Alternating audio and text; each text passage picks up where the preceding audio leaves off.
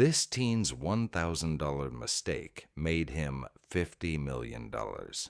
Picture this. You are 19 years old, sitting in your Stanford dorm room, and you just spent your last $1,000 on an idea that everyone thinks is stupid. Your parents are furious. Your friends think you have lost your mind. Even tech experts are calling your concept pointless and doomed to fail. But what if I told you that this exact moment, this seemingly catastrophic decision, would make you $50 million richer in just 4 years?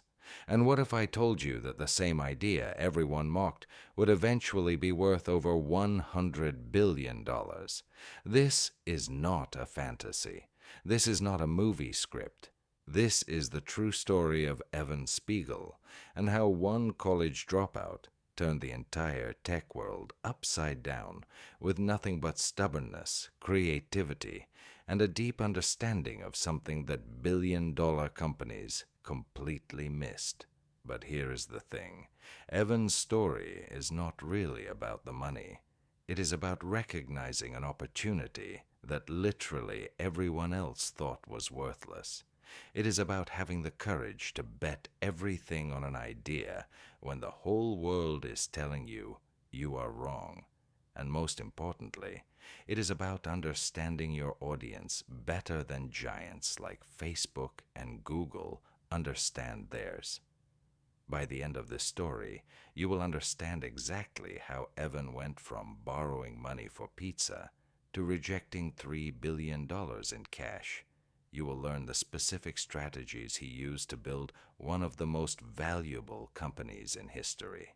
And you will discover why sometimes the best business ideas are the ones that make absolutely no sense to everyone else. But first, let me take you back to where it all began, in a fraternity house where a young computer science student was about to have an idea that would change everything. Stanford University, 2010. Evan Spiegel was not your typical Silicon Valley success story waiting to happen. He was not a coding prodigy who built his first app at age 12. He was not a straight-A student with perfect grades and a clear vision of his future. In fact, Evan was struggling. He was a decent student, sure, but nothing exceptional. He spent more time at fraternity parties than in computer labs. His parents, both successful lawyers, expected him to follow a traditional path. Finish college, maybe go to law school, get a respectable corporate job. The last thing they expected was for their son to drop out and chase some crazy tech dream. But Evan had something that could not be taught in any classroom. He understood people. More specifically, he understood young people. He knew how they communicated, what they wanted, and most importantly, what they were missing in their digital lives. The idea came during what seemed like just another boring day in his product design class. The assignment was simple. Create something that solved a real problem. Most students were working on typical projects, better note-taking apps, more efficient calendars, improved study tools, standard stuff. But Evan was thinking about something completely different. He was thinking about embarrassment. You see, Evan had noticed something that no one else seemed to be paying attention to. His friends, like millions of young people around the world, were becoming increasingly paranoid about their digital footprint. They wanted to share moments, jokes, and photos, but they were terrified of the permanent nature of the internet. Every photo posted on Facebook was permanent. Every tweet was forever. Every Instagram post could be screenshotted and saved. Young people were starting to self-censor, sharing less authentic moments because they were afraid of how it might look to future employers, parents, or romantic partners. Evan realized that this fear was killing authentic communication. People were not sharing their real lives anymore. They were sharing carefully curated versions of themselves. The spontaneity, the humor, the genuine moments were disappearing because nothing on the internet ever truly went away. So Evan had a crazy idea. What if there was an app where photos disappeared after a few seconds? What if you could share a moment without worrying about it living forever? What if embarrassment was not permanent? When he pitched this idea to his classmates, the reaction was immediate and brutal. Why would anyone want photos to disappear? They asked. The whole point of taking pictures is to keep them forever. His professor was skeptical. His friends thought it was pointless. Even his project partners were not convinced. But Evan could not shake the feeling that he was onto something revolutionary.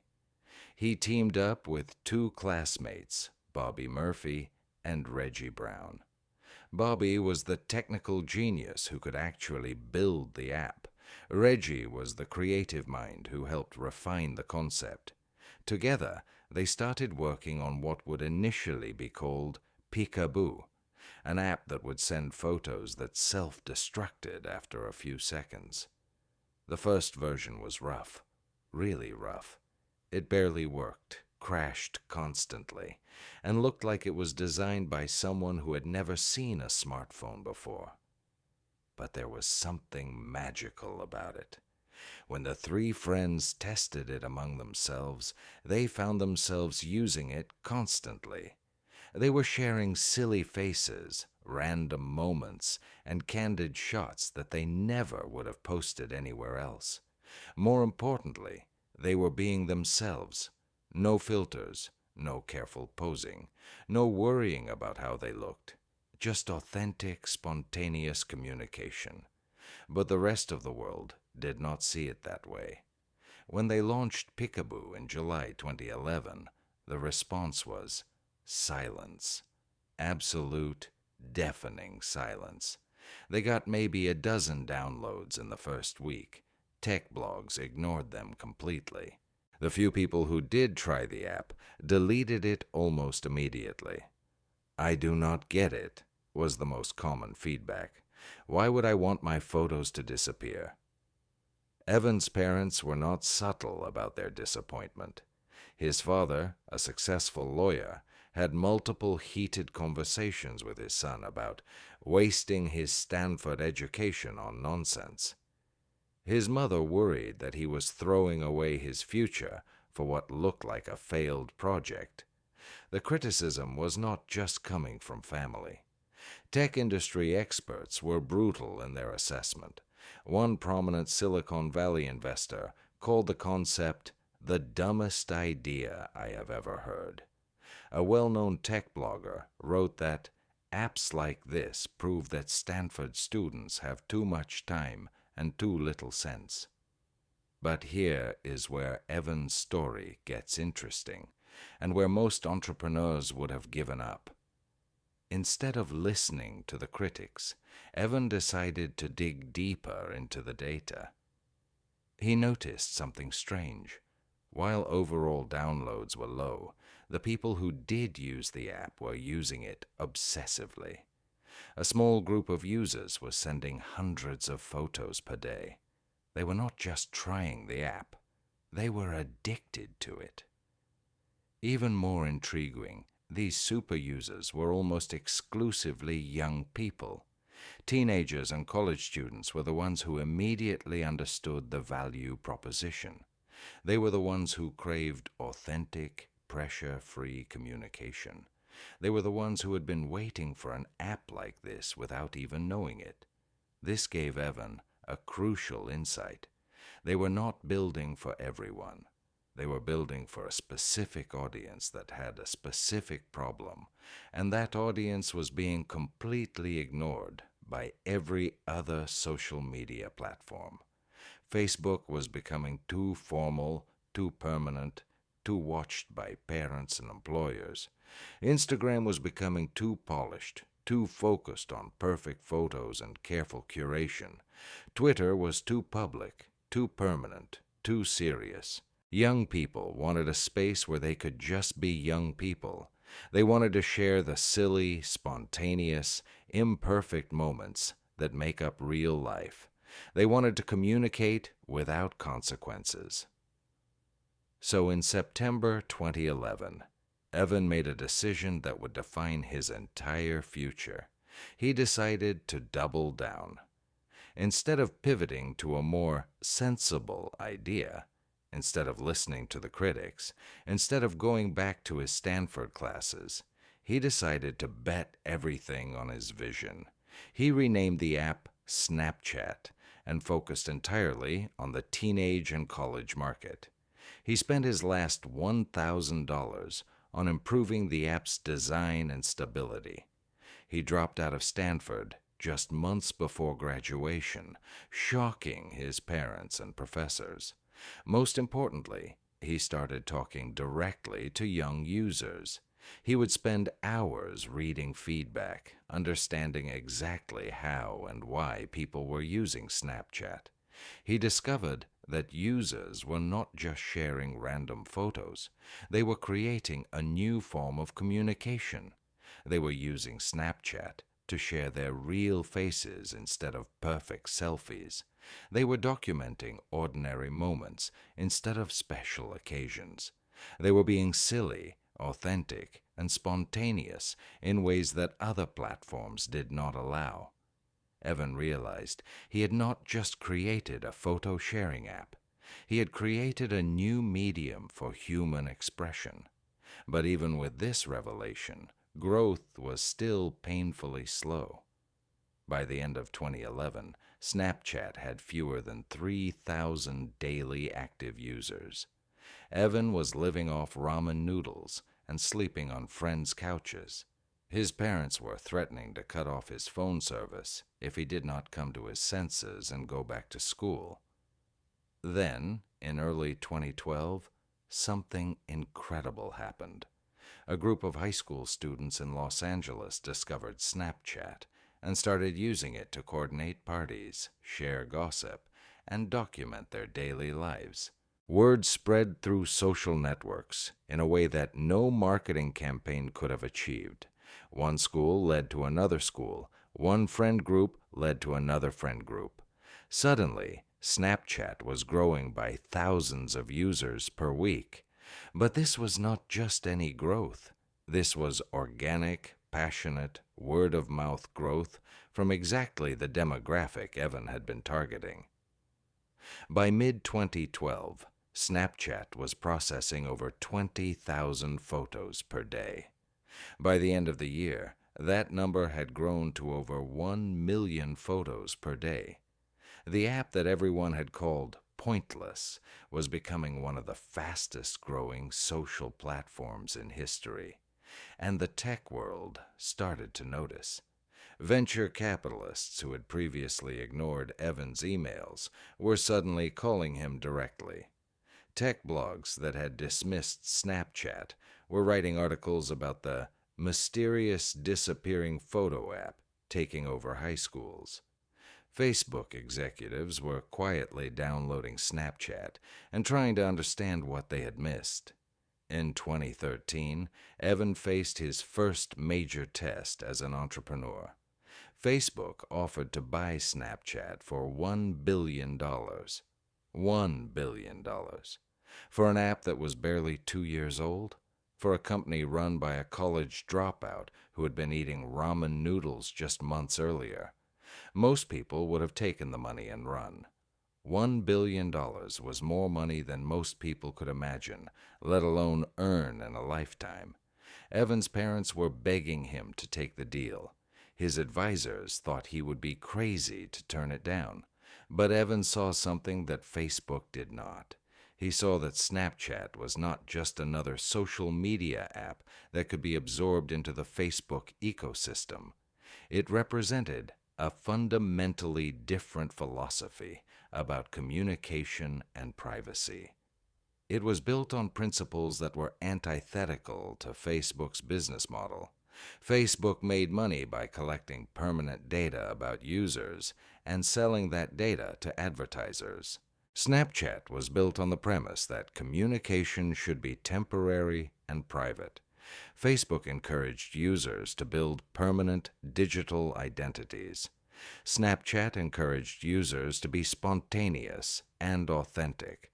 More importantly, Evan understood that his user base, teenagers and young adults, actively did not want to be on Facebook.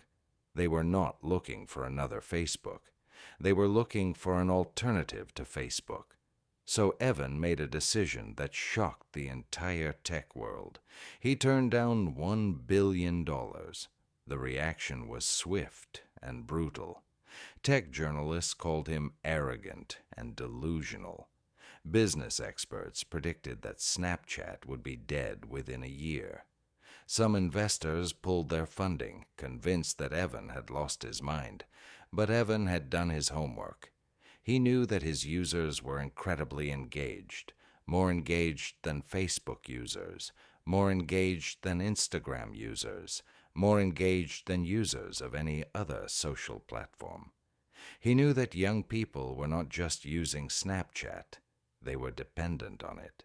Most importantly, he knew that he had built something that could not be replicated. The disappearing message feature was not just a gimmick.